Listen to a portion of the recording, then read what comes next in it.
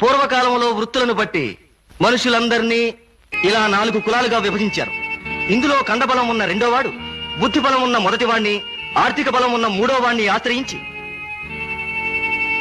తను రాజయ్యాడు. తనకు సహాయపడినందుకు కృతజ్ఞతగా వేళ్లలో కొంతమంది మేధావులకు మంత్రి పదవులిచ్చాడు. అలా మంత్రి పదవి పొందిన మేధావి రాజు పరిపాలన సురక్షితంగా ఉండటం కోసం తమ ముగ్గురు కంటే సంఖ్యాబలంలో ఎక్కువగా ఉన్న ఈ శ్రామిక కులాన్ని 100 ముక్కలుగా విడగొట్టాడు. ఎలా విడగొట్టాడు? వ్యవసాయం చేసేవాడిని నీదో కులం అన్నాడు. చెప్పులు కుట్టేవాడికో కులం పేరు పెట్టాడు. కుండలు చేసేవాడికో కులం, బట్టలు ఉతికేవాడికో కులం, ఇలా 100 ముక్కలుగా విడగొట్టాడు. అందులో కొందరిని అంటరాని వాళ్ళు అన్నాడు.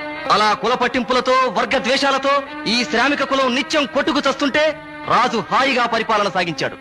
రాజుల రోజులు గడిచిపోయాయి. కాలం మారిపోయింది. అందరికీ ఓటు హక్కు వచ్చింది. ఓటు బలంతో గద్దెనెక్కాలంటే సంఖ్యలో ఎక్కువ ఉన్న శ్రామిక వర్గం సహాయం కావాలి.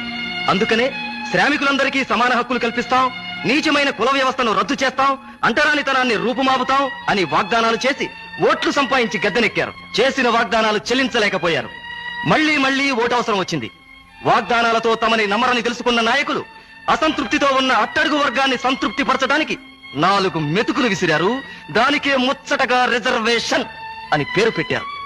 ఇది రిజర్వేషన్ల రాజకీయం. ఆ రాజుల కాలం నాటి నుండి ఈనాటి వరకు ఎవరు ఎవరిని చేరదీసినా, ఎవరికి హక్కులు కల్పించినా వాళ్ళ స్వార్థం కోసం, వాళ్ళ పదవుల కోసం చేశారే తప్ప సమాజ శ్రేయస్సు కోరి కాదు.